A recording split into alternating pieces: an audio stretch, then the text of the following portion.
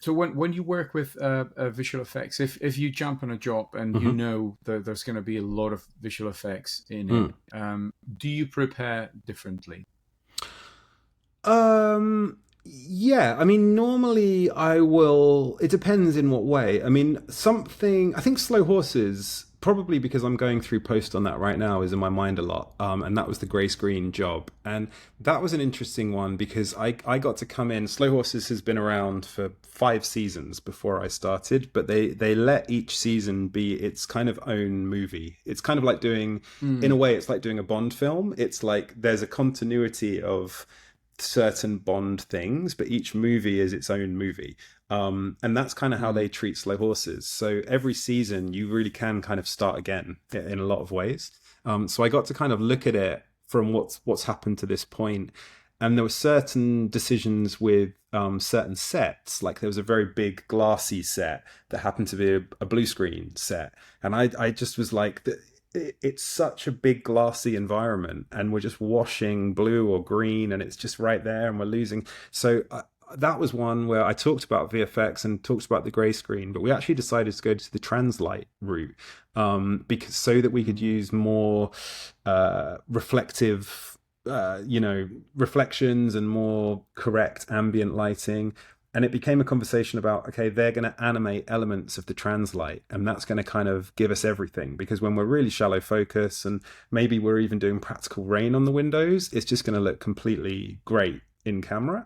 And then mm, if we're on a very sharp wide shot and it's not raining, we're going to need a bit of VFX help, but they're going to be building on top of a good exposed image with the right colors. And if they're animating a plane into the sky or something, that's a kind of additional thing to elevate it rather than kind of having to do everything, with all the mm. limitations of a blue screen and despill and everything else. So that was a really good example, I think, of just looking at everything anew and being like, hey, this set, let's do a video wall. This set, let's do a translight. This set is definitely VFX. Let's do grey screen for all the reasons mentioned.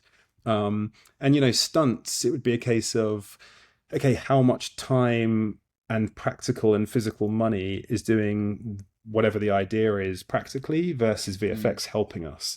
And it was just always a kind of give and take negotiation with producers, with schedule, and with VFX to talk about what's going to give us the best result, or what's going to give us the most time and money to use elsewhere, uh, on like bigger picture conversations. So yeah, there was a lot of VFX kind of innovation or rethinking of ideas for Slow Horses 6, which was great. For Cape Fear, VFX has been a much smaller factor, to be honest, because it's quite an in camera. There hasn't been much need for it. And Mm. something like The Last of Us, season one of The Last of Us, which was a huge VFX job.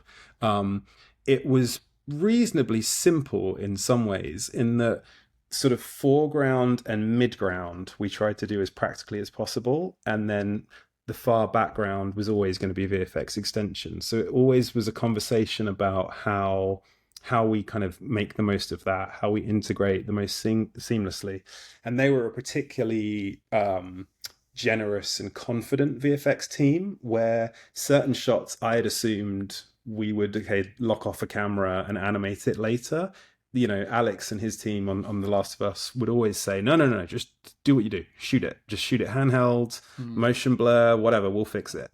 They were very filmmaker friendly, even if it made their work harder later. They wanted to liberate as much realness as possible, which was, very liberating. Mm. Um, but I think that's what you want, is a kind of give and take, collaborative back and forth. It's for me, it's knowing the implications of what I'm doing. If it's going to save $500,000 to lock off a camera, we should lock off the camera, right? But if it's going to create a better overall scene, if we can shoot it exactly with the way we want, and it's going to make it more difficult for VFX, then so long as that's all said and understood, we can make that decision Mm. together.